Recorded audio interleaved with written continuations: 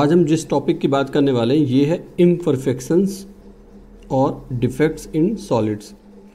तो देखिए ऐसा है कि हमने जिस तरह का सॉलिड का स्ट्रक्चर आपको बताया अब तक, ये एक आइडियल सॉलिड के लिए है और ऐसा सॉलिड एग्जिस्ट करता नहीं है।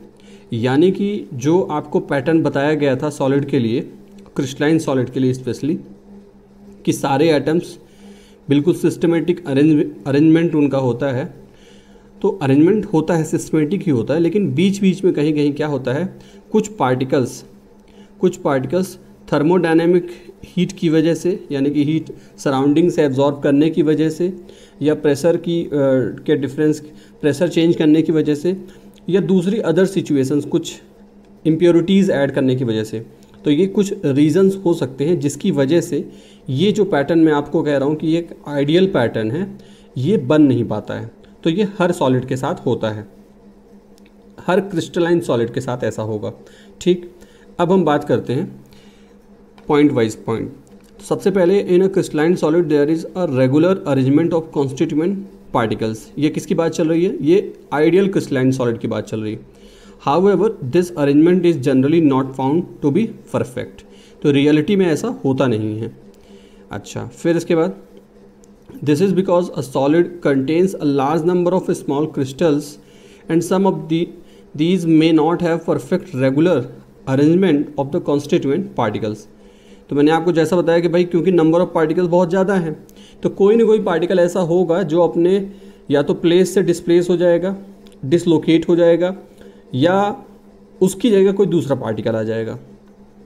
This happens when crystallisation takes place at fast और मॉडरेट रेट।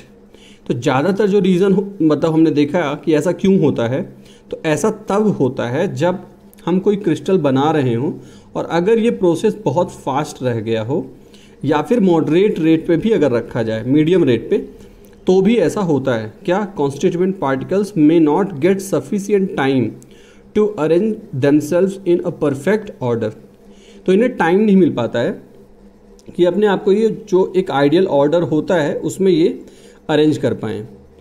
लेकिन ऐसा नहीं है कि अगर हम ये सेटलमेंट बहुत स्लो कर दें, अगर ये प्रोसेस क्रिस्टलाइजेशन का बहुत स्लो कर दें, तो वो एक आइडियल सेटलमेंट में आ जाएंगे, तब भी ऐसा नहीं होता है। तो वही नेक्स्ट पॉइंट में है कि even if we prepare single crystal by carrying out the crystallisation at extremely slow rate. अब ये देखिए एक्सट्रीमली स्लो रेट की हम बात कर रहे हैं। दी सिंगल क्रिस्टल्स में not have a perfect arrangement. तो दो बात अपने को समझ में आ गई। क्या? यार पहली बात, कोई भी सॉलिड आइडियल क्रिस्टलाइन सॉलिड नहीं रहेगा, यानी उसका आइडियल अरेंजमेंट नहीं होता है। रीज़न क्या बताया गया कि यार जो क्रिस्टलाइजेशन का प्रोसेस है वो फास्ट या मॉडरेट रेट पे रखते हैं। तो ये हुआ कि अच्छा ठीक है, स्लो रेट पे हो जाएगा क्या?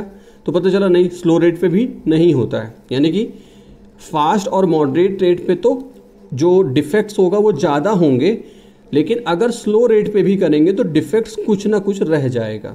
ठीक, अब यहाँ पे डेफिनेशन हम बताने वाले हैं कि any departure from perfectly ordered arrangement of constituent particles in crystal is called imperfection और डिफेक्ट।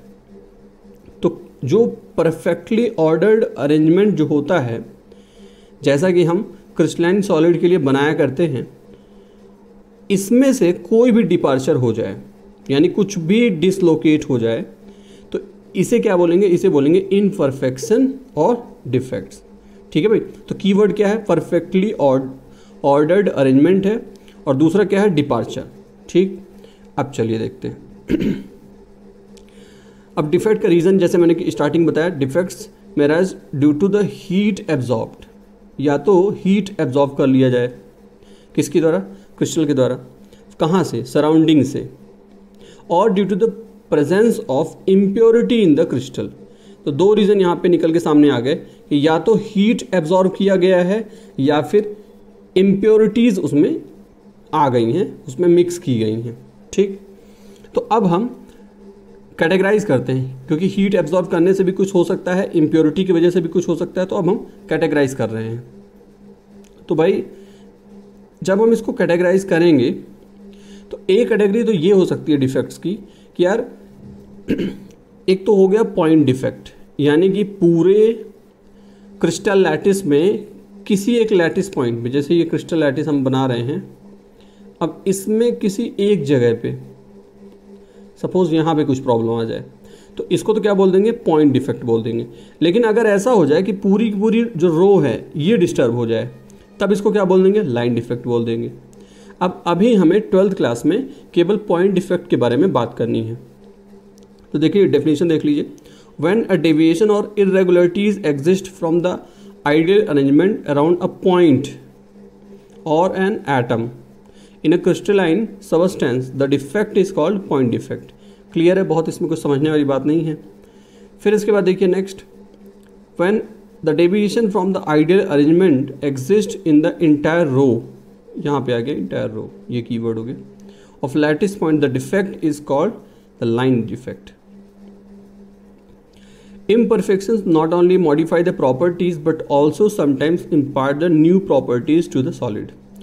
भाई जो क्रिस्टलाइन सॉलिड होगा, अगर उसमें से कोई पार्टिकल डिसलोकेट हो जाए, अपनी जगह से वो हट जाए, तो उसकी वजह से कुछ प्रॉपर्टीज़ चेंज हो जाएंगी और कुछ नई प्रॉपर्टीज़ भी आ जाएंगी। ये कैसे, कौन सी प्रॉपर्टी चेंज होंगी और कौन सी प्रॉपर्टीज़ आ जाएंगी, अभी हम देखते हैं। तो हमने आपको स्टार्टिंग में बताया कि भाई हम टाइप पॉइंट डिफेक्ट के टाइप्स की बात हम करने वाले हैं, लाइन डिफेक्ट की बात नहीं करने वाले। तो बात करते हैं पॉइंट डिफेक्ट की। पॉइंट डिफेक्ट भी, इसको भी 3 कैटेगरी में हमने डिवाइड किया हुआ है। एक है स्टोइकियोमेट्रिक डिफेक्ट, एक है नॉन स्टोइकियोमेट्रिक डिफेक्ट और एक है इम्प्योरिटी डिफेक्ट। एक बार मोटा मोटा इसका आइडिया ले लेते हैं, इसका मतलब क्या है। देखिए स्टोइकियोमेट्रिक डिफेक्ट वो डिफेक्ट होता है जैसे अगर किसी क्रिस्टल में हमने कुछ इरेगुलरिटी की, लेकिन इस इरेगुलरिटी की वजह से जो कैटायन और एनायन का रेशियो है वो डिस्टर्ब नहीं हुआ, तो जो फॉर्मूला होगा, सपोज इसमें कैटायन को हमने ए से रिप्रेजेंट किया, एनायन को बी से, और अगर इनका स्टार्टिंग में फॉर्मूला है AB2 और हमने ए और बी को यहाँ से हटाया है या इसमें ऐड किया है, लेकिन जब दोनों को हटाया या फिर ऐड किया तो दोनों का रेशियो हमने सेम रखा है, तो इस वजह से इन दोनों का रेशियो क्या रहेगा, सेम रहेगा। स्टोइकियोमेट्रिक, इसको बोलते हैं स्टोइकियोमेट्रिक फॉर्मूला। तो अगर डिफेक्ट आ गया लेकिन उस डिफेक्ट की वजह से स्टोइकियोमेट्रिक फॉर्मूले में कोई चेंज नहीं आया है, तो हम कहेंगे ये डिफेक्ट कौन सा हुआ, स्टोइकियोमेट्रिक डिफेक्ट। बहुत आसान है। और अगर डिफेक्ट की वजह से स्टोइकियोमेट्रिक कुछ चेंज आ गया तो इसको क्या बोल देंगे, non stoichiometric defect. Impurity defect का मतलब है कि आप कुछ इम्प्योरिटी ऐड कर रहे हो, आप कुछ इसमें इम्प्योरिटी ऐड कर रहे हो। तो अब बात करते हैं, तो एक तरह से ये इम्प्योरिटी वाला भी क्या है, इम्प्योरिटी में अगर आप ऐड कर दोगे तो एक तरह से ये क्या हो जाएगा, नॉन स्टोइकियोमेट्रिक कैटेगरी में इसको रखा जा सकता है। बट फिर भी अभी आप जब इसको हम क्लासीफाई करेंगे तो आप समझेंगे इसको हमने अलग कैटेगरी में क्यों रखा है। अब देखिए, अब बात करते हैं स्टोइकियोमेट्रिक डिफेक्ट की। तो देखिए भाई, स्टोइकियोमेट्रिक डिफेक्ट को भी हम 2 तरीके से स्टडी करेंगे, एक नॉन आयनिक कंपाउंड्स के लिए और दूसरा आयनिक कंपाउंड्स के लिए। नॉन आयनिक कंपाउंड्स के लिए भी 2 इसकी कैटेगरी रहेगी, एक रहेगा जिसमें कुछ पार्टिकल्स बाहर जाएंगे और एक रहेगा जिसमें कुछ पार्टिकल्स अंदर आएंगे। आयनिक में भी इसी तरह से 2 टाइप हो जाएंगे, एक रहेगा जिसमें कुछ पार्टिकल्स बाहर जाएंगे और एक रहेगा जिसमें कुछ पार्टिकल्स अंदर आएंगे। ठीक है, तो इन्हीं को हम एक एक करके बात करते हैं। सबसे पहला है वैकेंसी डिफेक्ट। तो देखिए नाम से ही पता चल रहा है कि इस डिफेक्ट में क्या बनेगा, वैकेंसी बनेगी। तो when a crystalline substance some of lattice sides are vacant the crystal is said to have vacancy defect. तो भाई अगर किसी भी क्रिस्टलाइन सबस्टेंस में, लेकिन किस तरह के क्रिस्टलाइन सबस्टेंस में, नॉन आयनिक, हम टोटल कितने हम स्टोइकियोमेट्रिक डिफेक्ट्स पढ़ने वाले हैं, तो 4 पढ़ने वाले हैं। 2 नॉन आयनिक के लिए पढ़ने वाले हैं, 2 आयनिक के लिए पढ़ने वाले हैं। ठीक है, तो अभी जो स्टार्टिंग के 2 रहेंगे, स्टार्टिंग के जो 2 हैं, एक वैकेंसी और एक आएगा इंटरस्टिशियल। तो ये दोनों किसके लिए हैं, नॉन आयनिक के लिए। तो ये जो बात लिखी हुई है ये किस तरह के क्रिस्टल्स के लिए लिखी हुई है, नॉन आयनिक। क्या लिखा हुआ है, when in a crystalline substance some of the lattice sides are vacant the crystal is said to have vacancy defect. यहाँ देखिए, इसमें देखें आप, ये जो क्रिस्टल है, आप देखें ये वाला स्पेस यहाँ खाली है। अब ये जो स्पेस यहाँ खाली रह गया है, तो इस क्रिस्टल को क्या बोलेंगे? यही है वो क्रिस्टल जिसपे कौन सा डिफेक्ट है? वैकेंसी डिफेक्ट है। और दूसरा वाला क्या है? हमने क्या बोला था कि एक डिफेक्ट में क्रिस्टल जाएगा बाहर, क्रिस्टल से कोई पार्टिकल जाएगा बाहर, और एक डिफेक्ट में क्रिस्टल में कोई पार्टिकल आएगा अंदर। एक में गया बाहर, एक में आया अंदर। ठीक है भाई। तो अब देखिए, तो वैकेंसी डिफेक्ट में क्या बताया? Generally arises due to absorption of heat. अब पार्टिकल बाहर क्यों जा रहा है? क्योंकि क्रिस्टल ने हीट एब्जॉर्ब किया। हीट की वजह से जो अंदर के पार्टिकल्स हैं उनमें आ गई एनर्जी, उस एनर्जी की वजह से उनमें हुआ वाइब्रेशन, और उस वाइब्रेशन की वजह से कुछ पार्टिकल बाहर चले गए। तो क्योंकि हीट एब्जॉर्ब किया जा रहा है, तो हम क्या कहेंगे कि यार इस डिफेक्ट को और क्या बोला जा सकता है? Thermodynamic defect. क्या बोल सकते हैं? Thermodynamic defect. और यार ये बताइए कि जब यहाँ से पार्टिकल बाहर चला जाएगा, तो अब इस क्रिस्टल का मास पहले से कम हुआ या ज़्यादा हुआ? तो क्योंकि मास कम हुआ और वॉल्यूम तो वही बना हुआ है, तो इसका मतलब क्या हो जाएगा? डेंसिटी में क्या चेंज आएगा? डेंसिटी डिक्रीज कर जाएगी, डिक्रीज इन द डेंसिटी। तो इतनी बातें अपने को वैकेंसी डिफेक्ट के बारे में पता होनी चाहिए। क्या क्या बात? पहली बात कि यार कुछ जो लैटिस साइट्स होंगे वहाँ क्या होगी? वैकेंसी होगी। ऐसा क्यों होगा? हीट एब्जॉर्प्शन की वजह से होगा। इसीलिए इस टाइप के डिफेक्ट को और क्या बोलेंगे? थर्मोडायनेमिक डिफेक्ट बोलेंगे। इसका रिजल्ट क्या होगा? हमने कहा ना प्रॉपर्टी चेंज हो जाती है। स्टार्टिंग में बताया था कि डिफेक्ट की वजह से कुछ प्रॉपर्टी चेंज होंगी और कुछ नई प्रॉपर्टीज़ आ जाएंगी। तो यहाँ पे क्या प्रॉपर्टी चेंज हो रही है? Decrease in the density. ठीक है, कैसे हुआ ये आपको पता चल गया। अब देखिए नेक्स्ट है इंटरस्टिशियल डिफेक्ट। तो भाई इसमें क्या बोल रहा है? इसमें कुछ एक्स्ट्रा कॉन्स्टिट्यूएंट पार्टिकल्स जो हैं प्रेजेंट हो जाएंगे। ये ब्लू कलर का पार्टिकल आप देख सकते हैं। This defect result in the increase in the density of the substance. अब देखिए भाई, ये जो क्रिस्टल है इसमें जितने पहले पार्टिकल थे वो तो हैं ही। ऐसा नहीं हुआ कि कोई पहले से जो पार्टिकल था वो यहाँ से हट गया, सारे अपनी जगह पे हैं। एक एक्स्ट्रा आ गया है, तो मास क्या हो गया? मास ज़्यादा हो गया। वॉल्यूम सेम है, तो डेंसिटी क्या हो जाएगी? ज़्यादा। तो increase in the density of the substance. अच्छा भाई, अब बात करते हैं आयनिक सॉलिड के लिए। अब आयनिक सॉलिड के लिए, तो भाई आयनिक सॉलिड में इसी तरह के दो डिफेक्ट्स होंगे, लेकिन उनके लिए नेम थोड़ा हम अलग दे देंगे। तो वो डिफेक्ट जिसमें क्रिस्टल्स से पार्टिकल बाहर जाता है, उस वाले डिफेक्ट को बोल देंगे शॉटकी डिफेक्ट। शॉटकी डिफेक्ट में क्या होता है? जो कॉन्स्टिट्यूएंट पार्टिकल होता है वो वहाँ से सटक लेता है। क्या होता है? सटक लेता है। और दूसरा होता है फ्रैंकल डिफेक्ट। फ्रैंकल डिफेक्ट में क्या होगा? बाहर से पार्टिकल अंदर आएगा। ठीक है, तो शॉटकी और फ्रैंकल में ऐसा ना हो जाए कि आपको दोनों में सारे पॉइंट्स पता हैं, लेकिन आपने शॉटकी की जगह फ्रैंकल वाले पॉइंट लिख दिए और फ्रैंकल की जगह शॉटकी वाले लिख दिए। तो ऐसे याद रखना कि शॉटकी में क्या होता है? पार्टिकल सटक जाता है। कहाँ से? क्रिस्टल के बाहर। अब देखिए क्या क्या पॉइंट्स हैं शॉटकी के लिए। शॉटकी के लिए देखिए ये आप डायग्राम से देख सकते हैं। इसमें ये क्रिस्टल है और यहाँ से ये जो रेड वाला है ये क्या है? कैटायन है ना। इसका साइज़ देखिए छोटा है, और एनायन का साइज़ क्या है? बड़ा है। ठीक, और यहाँ एक ये आप यहाँ पे वैकेंसी देख सकते हैं। तो यहाँ से कैटायन क्या हो गया? सटक गया है। ठीक है, एनायन भी सटक सकता है लेकिन ज़्यादा जो चांसेस रहते हैं वो कैटायन के रहते हैं। तो ये हो गई बात। अच्छा, यहाँ देखिए, यहाँ क्या होगा? यहाँ उल्टा होगा मामला। तो उल्टे मामले में क्या हो जाएगा? उल्टे मामले में बाहर से ये देखिए, अगर आपको दिख पा रहा है, ये एक रेड जो बॉल है ये एक्स्ट्रा आ गई है। यहाँ पे होना नहीं चाहिए था इसे, लेकिन ये कहाँ से आई है? तो इधर से ही तो आई है। यही वाली बॉल है, इधर आ गई है। ठीक है, तो यहाँ पे क्या हो रहा है? एडिशन तो हुआ है, लेकिन इसी क्रिस्टल के किसी पार्ट से इसी तरफ हो गया है। तो अब देखिए एक एक करके बात करते हैं, और ये बड़ा इंपॉर्टेंट है। फ्रैंकल और शॉटकी, यही दोनों इंपॉर्टेंट हैं। तो पहले शॉटकी की बात करते हैं। शॉटकी में क्या कह रहे हैं? कह रहे हैं if in an ionic crystal of the type A+B- equal number of cations and anions are missing from their lattice sites। अब इक्वल नंबर क्यों बोल रहा है? इक्वल नंबर इसलिए बोल रहा है कि यार अगर ऐसा हुआ, मान लीजिए कैटायन तो भाग गया, लेकिन यार कैटायन भाग जाएगा तो इस पूरे क्रिस्टल में चार्ज ना आ जाएगा, और होना कैसे चाहिए? न्यूट्रल होना चाहिए। तो न्यूट्रलिटी बनी रहे इसलिए इसके साथ जो एनायन है वो भी सटक लेगा। ठीक है, तो वही बात यहाँ पे दी हुई है। क्या कह रहे हैं?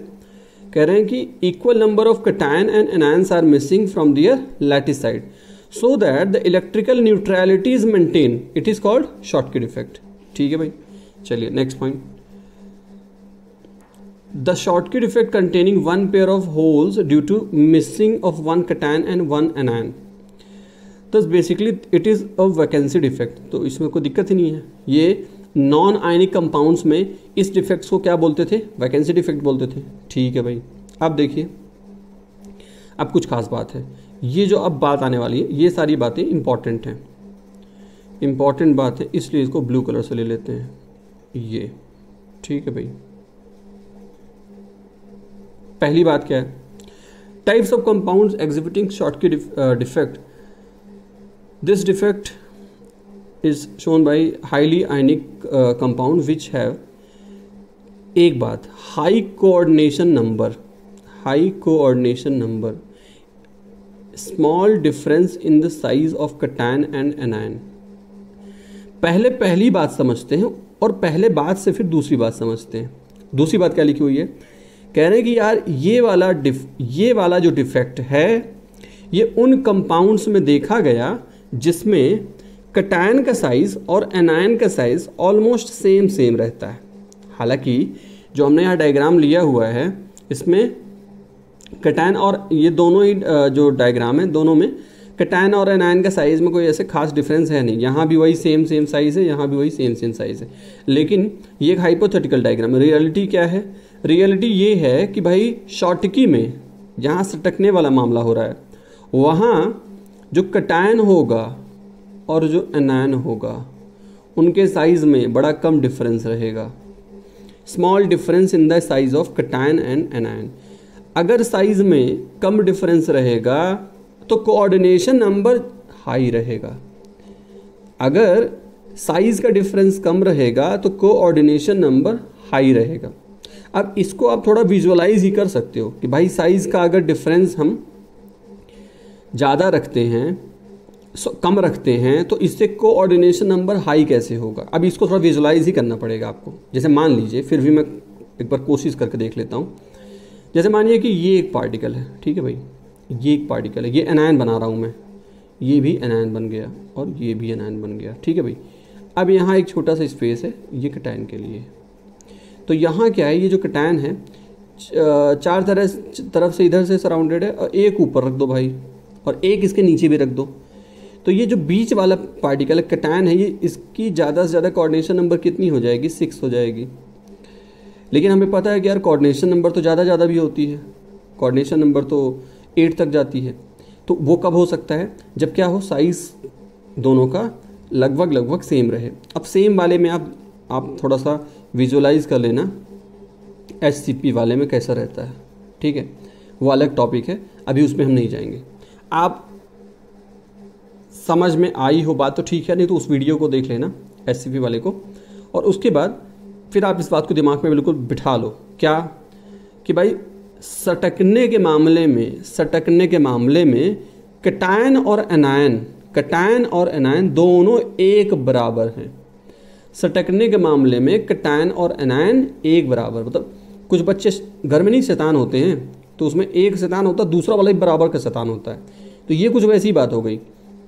क्या जब काम पड़ेगा तो एनायन सटक लेगा और ये सटक लेगा, तो ये बेचारा सोचेगा कि सारा काम मेरे ऊपर ना आ जाए, मैं भी सटक लेता हूँ। ठीक है, तो दोनों ही सटक लेते हैं, जब काम पड़ेगा तभी सटक लेंगे। तो इसको इस तरह से कुछ याद रखना। और इनका जो कोऑर्डिनेशन है वो बड़ा हाई लेवल का है, दोनों का जो कोऑर्डिनेशन है बड़ा हाई लेवल का है। कौन से लोग हैं भाई ये? तो एक तो हो गया NaCl, एक हो गया KCl, एक हो गया पोटेशियम ब्रो, एक हो गया AgBr, इसके अलावा सीजियम क्लोराइड। तो ये सारे हैं भाई, ये तो याद रखने पड़ेंगे आपको। ठीक, अब आगे बात करते हैं इफ़ेक्ट ऑन डेंसिटी। सीधी सी बात है यार कि यार जब सटक गए हैं यहाँ, ये लोग भाग गए हैं जब, जब वैकेंसी क्रिएट हो रही है तो फिर क्या होगा, जो डेंसिटी होगी वो डिक्रीज करेगी।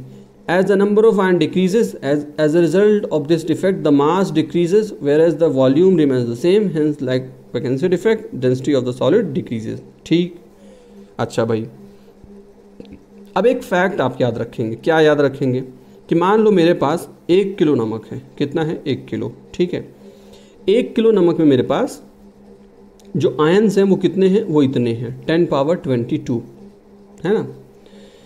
1 किलो में बहुत ज़्यादा होंगे वैसे, पर वैसे ही मैंने कह दिया कि मान लो मेरे पास इतना है ना। एक पुड़िया नमक है, इस पुड़िया में इतने हैं। अब यार इनमें से इन सबको अरेंज कर दिया जाए, 1 2 3 4, इसी तरह 5 6 7 8, प्रॉपर एकदम जो सिस्टमेटिक अरेंजमेंट होता है वैसा बना दे। तो यार इसमें एक यहाँ डिफेक्ट आएगा, एक यहाँ डिफेक्ट आएगा, एक यहाँ डिफेक्ट आएगा। तो टोटल अगर डिफेक्ट्स को हम काउंट करने लग जाएंगे तो वो कितने आएंगे? इतने आएंगे। कितने में से? इतने में से। तो दोनों के बीच में डिफरेंस कितने का हुआ? 10 पावर 16 का हुआ। तो मतलब क्या हुआ? इतने तो सही हैं, इतने थे टोटल। अब 10 की पावर छोड़ो, सिंपल तरीके से बात करते हैं भाई। 22 थे, उसमें से 6 क्या हुए? डिफेक्टेड निकले। तो सही कितने निकले? 16। तो मतलब हर 16 में एक डिफेक्टेड निकल रहा है, हम ऐसे कह सकते हैं। तो वही यहाँ पे बात बोल रहे हैं कि भाई there is one Schottky pair defect per 10 power 16 ions. तो there are large number of holes present in the crystal, this result the decrease in density. ठीक है भाई, तो 3 बातें इसमें बता दी। अब बात कर लेते हैं थोड़ा फ्रैंकल की। तो फ्रैंकल में क्या कह रहे हैं? फ्रैंकल में कह रहे हैं ion is missing from its lattice site and it occupies the interstitial site. भाई ये वाला जो साइट होता है, दो पार्टिकल के बीच का जो स्पेस है, उस स्पेस को हम क्या बोल रहे हैं? उसको बोलते हैं इंटरस्टिशियल साइट। ये जो यहाँ पे ये प्लॉट खाली जो दिख रहा है आपको, ये दिख रही है इन जगह खाली, तो भाई इसी जगह को क्या बोलते हैं? Interstitial site. और अगर कोई इधर उधर हुआ, ठीक है, ये सब मूवी हॉल में बैठे हुए हैं, इतने में इसका मन कर गया कि यार मज़ा नहीं आ रहा इधर से, मज़ा नहीं आ रहा इधर से, इधर जाना है, तो ये जो है ये अपने फूफा के पास जाके बैठ जाएगा यहाँ पे। ठीक है, इधर। अब यही बात तो यहाँ पे बोले, यहाँ पे कह रहे हैं occupies the interstice, electrical neutrality as well as the stoichiometry of the compound are maintained। तो भाई ये कंपाउंड था, इसमें कोई इधर से इधर चला गया, तो ओवरऑल जो नंबर है वो तो सेम ना बना रहा। तो सेम बना रहा तो इलेक्ट्रिकल न्यूट्रलिटी भी क्या रहेगी? बनी रहेगी। और जो स्टोइकियोमेट्री है उसमें भी कोई चेंज नहीं आएगा। रेशियो जो है, अभी सिंपली आप ऐसे समझिए, केवल स्टोइकियोमेट्री मतलब रेशियो, तो रेशियो में कोई दिक्कत नहीं आएगी। अच्छा, तो हम कह सकते हैं कि combination of vacancy defect, vacancy भी इसमें दिख रही है, एंड इंटरस्टिशियल डिफेक्ट। तो इंटरस्टिशियल डिफेक्ट में क्या था कि कोई बीच में आ जाता था, तो इसमें दोनों बातें दिख रही हैं। इंटरस्टिशियल वाली बात भी दिख रही है कि देखो बीच में कोई आ गया, और यहाँ पे क्योंकि स्पेस खाली है तो वैकेंसी वाली बात भी आ गई। तो नॉन आयनिक कंपाउंड में हमने जो 2 नाम दिए थे कि कोई निकल जाए तो क्या बोलते हैं, कोई आ जाए तो क्या बोलते हैं, तो इसमें दोनों बातें हो रही। कोई निकल भी रहा है लेकिन वहीं कहीं गया है, कोई आ भी रहा है लेकिन इनके लिए जो आया है वो कोई बाहर वाला आदमी है नहीं, वहीं से कोई आ गया है। तो ये होगी बात। अब इसके बाद ये वाला जो डिफेक्ट है तो इसको क्या बोलते हैं? डिसलोकेशन डिफेक्ट भी बोलते हैं। सीधी बात डिसलोकेट हो गया, फूफा के पास जाके बैठ गया। फिर इसके बाद types of compounds exhibiting Frenkel defect, इसमें क्या है? लो कोऑर्डिनेशन नंबर होगा भाई साहब, लो कोऑर्डिनेशन नंबर होगा। क्यों ऐसा हो रहा है? क्योंकि लार्ज डिफरेंस आ रहा है साइज़ का। कैटायन एनायन के साइज़ में क्या हो रहा है? डिफरेंस आ रहा है ज़्यादा। और डिफरेंस जब आता है ज़्यादा, ये डिफरेंस हमने ये एनायन बना दिया, अब कैटायन छोटा सा बता देंगे ये। तो यार जब डिफरेंस आएगा ज़्यादा तब कोऑर्डिनेशन नंबर हो जाती है कम। ठीक, अब अगर इसको विजुअलाइज़ नहीं कर पा रहे तो याद ही कर लेना। फिर अभी विजुअलाइज़ नहीं कर पा रहे तो याद कर लेना, बाकी किसी दूसरे वीडियो में समझा दूंगा मैं। अब ये कहाँ किन में मिलेगा? तो इन सब में मिल जाएगा। ठीक है, इन सब में मिल जाएगा। अब एक ख़ास बात याद रखना है, क्या? कुछ तो होते हैं ऐसे जिनमें दोनों टाइप के डिफेक्ट मिल जाएंगे, और वो कौन है? AGBR AGBR AGBR। कौन सा BR? AGBR AGBR AGBR। ठीक है भाई। डेंसिटी में क्या डिफेक्ट होगा?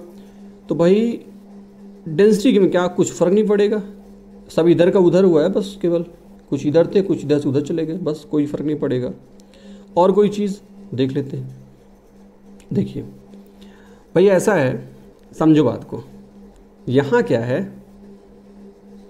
मैं आपसे कहूँ कि बताओ NaCl में इलेक्ट्रिसिटी पास करेंगे तो क्या होगा, तो आप कहोगे सर मोल्टन स्टेट में या फिर एक्वस मीडियम में तो इलेक्ट्रिसिटी कंडक्ट करेगा, लेकिन नहीं, वैसे नहीं करेगा सॉलिड स्टेट में। लेकिन यहाँ क्या है, सॉलिड स्टेट में भी कर देगा। कैसे? अरे यार सॉलिड स्टेट में तो घुमाई भगाई चल रही है, कभी इधर जा रहा है कभी उधर जा रहा है कभी इधर जा रहा है, तो ये इधर उधर जाने का मतलब ही तो क्या होता है कि यार आयंस का अगर फ्री मूवमेंट हो रहा है तो इसी को तो क्या बोलेंगे कि इलेक्ट्रिसिटी यहाँ पे क्या हो रहा है, कंडक्शन हो जाएगा।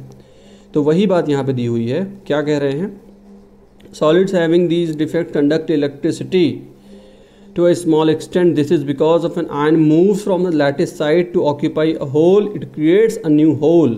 भाई वो जगह जहाँ छोड़ दिया उसको होल बोल रहे हैं। In this way a hole moves across a crystal which as a result moves the charge in opposite direction. अब भाई जो होल है ना, होल इधर उधर नहीं जा रहा है, ऐसे समझो। अभी ये जगह खाली है, ठीक है, इतने में ये वाला इधर आके बैठ गया तो अब ये वाली जगह खाली हो गई, फिर इतने में इधर वाला आगे इधर आके बैठ गया तो ये जगह खाली हो गई। तो अब अगर इसको फास्ट मूवमेंट करा दिया जाए तो हमें क्या दिखाई देगा, हमें दिखाई देगा कि जो गैप क्रिएट बन रहा है, यहाँ बना फिर यहाँ बना फिर यहाँ बना फिर यहाँ बना, तो ऐसा लग रहा है जैसे ये गैप ही इधर उधर घूम रहा है। जो होल है, होल का मूवमेंट हो रहा है, और होल का मूवमेंट मान लो कि ये क्रिस्टल है और होल्स का मूवमेंट ऐसे चल रहा है, तो इसका मतलब इलेक्ट्रॉन किधर जा रहा है, इधर जा रहा है। तो होल्स का मूवमेंट जिस तरफ है वो इलेक्ट्रॉन के मूवमेंट के अपोजिट डायरेक्शन हुई कि नहीं हुई, तो ये इलेक्ट्रिक करंट का डायरेक्शन हुआ। जो होल का मूवमेंट है वो डायरेक्शन किसका है, इलेक्ट्रिक करंट का डायरेक्शन हो जाएगा, और चार्ज का क्या होगा, अपोजिट होगा। ठीक, due to presence of holes the stability, अब ये सब जो इधर चल रहा है तो यार इससे क्रिस्टल क्या है, स्टेबिलिटी डिक्रीज ना हो जाएगी उसकी, क्रिस्टल को कहाँ पसंद आएगा, ये सब क्या चल रहा है भाई, हो क्या रहा है ये, कभी इधर कभी उधर, ये क्या है। या क्रिस्टल का मतलब क्या होता है, क्रिस्टल का मतलब होता है सब कुछ अपनी जगह पे रहना, और यहाँ तो कुछ और ही खेल चल रहा है। ठीक है, in Frenkel defect similar charges come close. अब देखो भाई ये खतरनाक बात, ये बात बस समझ लो, बस ये समझ लो, बस बाकी सब समझ में आ जाएगा। क्या भाई, क्योंकि सिमिलर चार्जेस पास पास आ जाते हैं। देखो ना यहाँ इस डायग्राम में देखो, ये जो रेड है, ये वाला रेड इस वाले रेड के पास आ गया कि नहीं आ गया, ये तीन कैटायन पास पास आ गए कि नहीं आ गए। और जब ऐसा होता है तो डाई इलेक्ट्रिक कॉन्स्टेंट क्या हो जाता है, इंक्रीज कर जाता है। जब ऐसा होता है तो डाई इलेक्ट्रिक कॉन्स्टेंट क्या हो जाता है, इंक्रीज कर जाता है। डाई इलेक्ट्रिक कॉन्स्टेंट का मतलब क्या होता है, ऐसे समझो कि अगर कोई मटेरियल है और उस मटेरियल के अंदर ये कैपेसिटी है कि वो कुछ इलेक्ट्रिक चार्ज, इलेक्ट्रिक फील्ड जो है वो एब्जॉर्व कर सके, तो इस पावर को, इस एबिलिटी को क्या बोलते हैं, डाई इलेक्ट्रिक कॉन्स्टेंट बोलते हैं। अब सिंपल लैंग्वेज में बताया मैंने, है ना, कि कोई मटेरियल है और वो जितना इलेक्ट्रिक फील्ड जो है वो एब्जॉर्व कर सके उसको बोल देंगे डाई इलेक्ट्रिक कॉन्स्टेंट। और क्योंकि यहाँ पे जो चार्जेस हैं वो पास पास आ रहे हैं, इस वजह से ऐसा हो पाता है। तो ये बात आपको याद रखनी कि भाई यहाँ डाई इलेक्ट्रिक कॉन्स्टेंट क्या हो जाता है, वो इंक्रीज़ कर जाता है। और इसके पहले जो हमने डिफेक्ट देखा शॉटकी में, उधर ये सब नहीं चल रहा था। ठीक है, तो ये था फ्रैंकल एंड शॉटकी डिफेक्ट। अब इसमें अगर कुछ आपको डाउट्स रह गए हों तो आप कमेंट करके हमें बता सकते हैं। Thank you.